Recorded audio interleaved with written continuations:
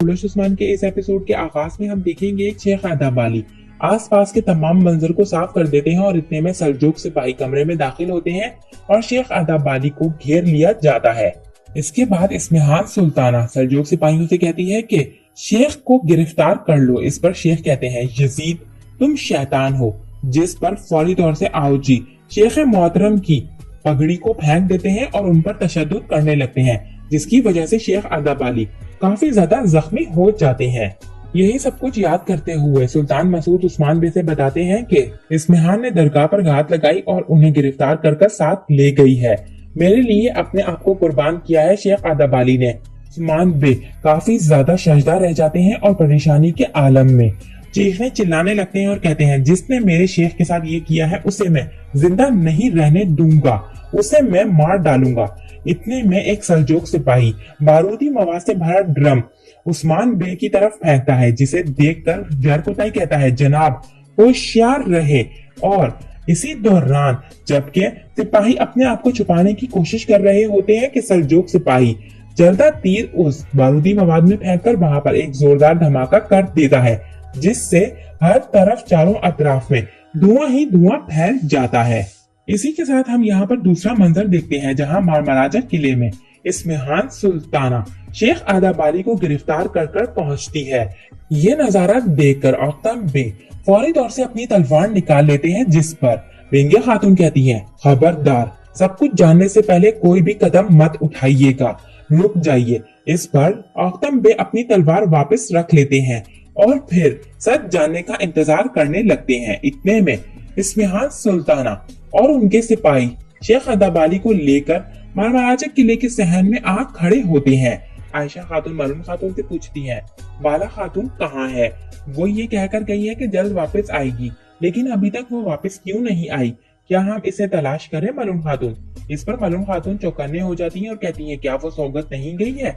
जिस पर कोई भी जवाब नहीं देता। इतने में अस्मा कमरे में दाखिल होती है और कहती है कि मालूम खातून मुझे आपको कुछ बताना है।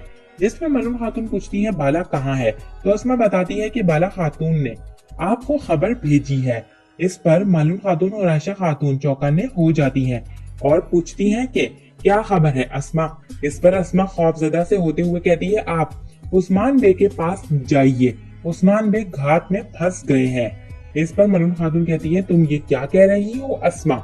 इस पर अस्मा फिर से मालूम खातून को एक खत देती है जो कि इस्मिहान सुल्ताना की चाल के मुताबिक ही था और उसमें लिखा था कि शेख आदाब अली को गिरफ्तार कर लिया गया है और उस्मान बे घात में फंस चुके हैं। ये पढ़कर मालूम खातून की आंखें खुले की खुली रह गई हैं।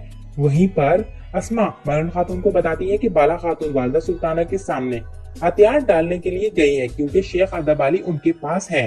ये सुनकर मालूम खातून और आयशा खातून फौरी तौर से कमरे से रवाना हो जाती हैं। दूसरी तरफ हम देखते हैं कि उस्मान साहब धमाके के बाद धुआं जैसे ही चढ़ता है तो सुल्तान मसूद से पूछने लगते हैं सुल्तान मसूद क्या आप ठीक हैं? और फिर जरकोताई से कहते हैं जाओ जल्दी वहां पर देखो क्या हालात है। इस पर जरकोताई कहता है जी जनाब और हालात देखने लगता है। जिसके बाद उस्मान बे गुरबुस सिपाही से कहते हैं कि गुरबुस सुल्तान को उस तरफ ले जाओ और उनका ख्याल रखो। इतने में दूसरी तरफ जरकोताई के पास दो सिपाही आते हैं और कहते हैं जनाब एक बड़ा फौजी दस्ता हमारी तरफ आ रहा है। जिस पर जरकोताई फौरी तौर से शहीदों को उठाता है और कहता है इन्हें जल्दी उठाओ, यहाँ से हमें दरवाजा बंद करना होगा। जिसके साथ ही जरकोताई सिपाहियों के साथ मिलकर दरगाह का दरवाजा बंद कर देता है और उसकी हिफाजत को यकीनी बनाने लगता है। इसके बाद उस्मान बे के पास आकर उन्हें बताता है कि अगर हम इस दरवाजे से बाहर गए तो हम मारे जाएंगे। इस पर उस्मान बे कहते हैं अगर ऐसा है तो फिर इन्हें अंदर आने दो, मैं इन्हें कत्ल कर दूंगा। इसके साथ ही उस्मान बे जरकोताई के साथ मिलकर लड़ाई के लिए तैयार हो जाते हैं। वहीं पर दूसरी जानिब से सल्जूक सिपाही दरवाजे के ऊपर चढ़कर उस्मान बे से कहते हैं हम मसूद को ढूंढ रहे थे, अब तुम यहाँ पर हो तो उस्मान और तुम दोनों मरोगे। इस पर उस्मान बे कहते हैं हम कुत्तों को अपनी जान लेने नहीं देते। इसके साथ ही उस्मान साहब सल्जूक सिपाही से लड़ने के लिए तैयार होते हैं और उससे कहते हैं कि पहले तुम्हें मारूंगा फिर इन्हें जो तुम्हारी रहनुमाई कर रहे हैं, आओ मेरा मुकाबला करो। और जैसे ही सिपाही आगे बढ़ता है तो उस्मान बे तमाम सल्जूकी सिपाहियों को काट पीट कर रख देते हैं। اور اس کے بعد عثمان بے اسمہان سلطانہ کے حوالے سے کہتے ہیں کہ اسمہان سلطانہ تم بھائیوں کو ایک دوسرے کو مارنے پر ہی مجبور کر رہی ہو، جس کا تم سے حساب ضرور لیا جائے گا۔ یہ کہہ کر عثمان بے فوری طور سے سلطان مسعود کی جانب چل دیتے ہیں۔ دوسری جانب ہم دیکھتے ہیں کہ مارمراجہ قلعے میں اسمہان سلطانہ اوقتم بے سے کہتی ہے آپ کافی زیادہ حیران لگ رہے ہیں اوقتم بے۔ اس پر اوقتم بے شیخ ادابالی کی حالت زار کو دیکھ کر کافی زیادہ شرمندہ ہوتے ہیں اور اپنا چہرہ نیچے ہی جھکایا ہوتا ہے۔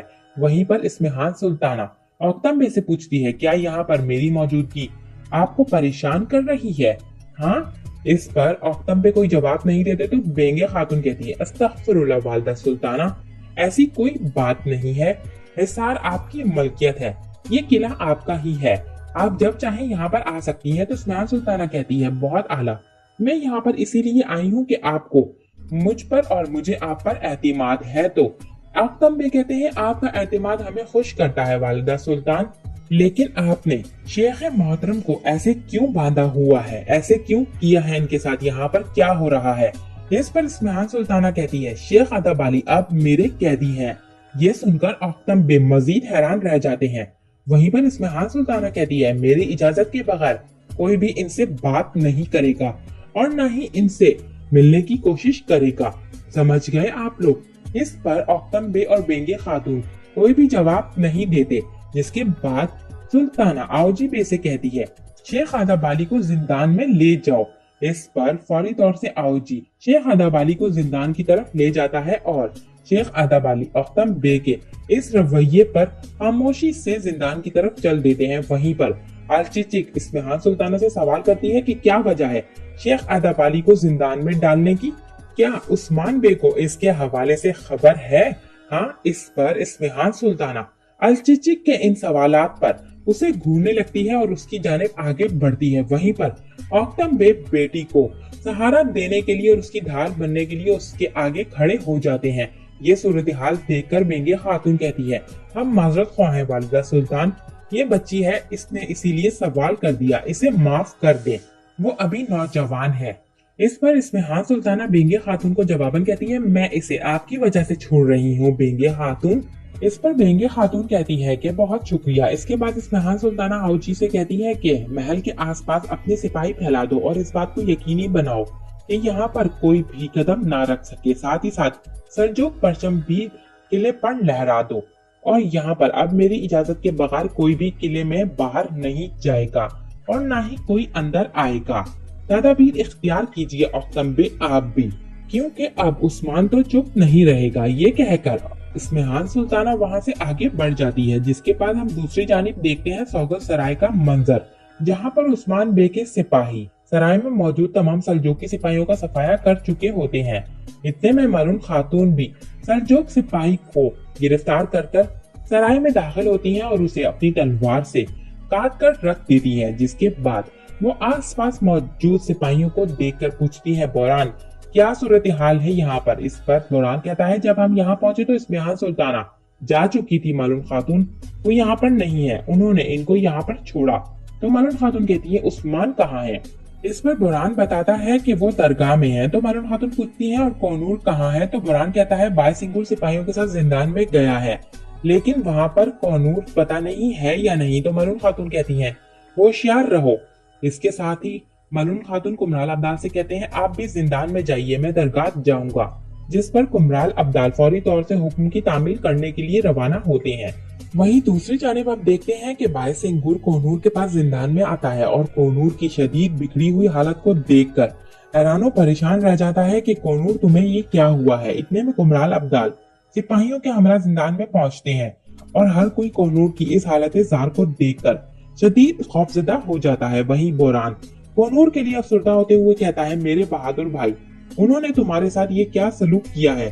جس پر کمرال ابدال کہتے ہیں سب یہاں سے کھڑے ہو جاؤ، پیچھے ہٹ جاؤ یہاں سے۔ جس پر سپاہی چاروں اطراف اٹھ کھڑے ہوتے ہیں اور پھر کمرال ابدال کہتے ہیں کیا تم نے اسے چھوا ہے؟ اس پر بائے سنگور کہتا ہے نہیں۔ تو بوران ناسمجھی میں پوچھتا ہے کمرال ابدال کیا کر رہے ہیں آپ، کیا ہوا ہے اسے آخر؟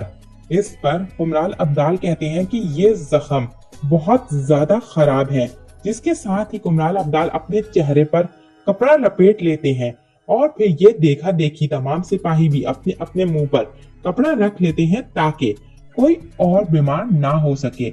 इसी दौरान कुमराल अब्दाल कोहनूर के सांस को चेक करने लगते हैं और कहते हैं कि ये खत्म हो रहा है, ये बिल्कुल अच्छा नहीं है, इसके करीब बिल्कुल भी मत आना तुम लोग।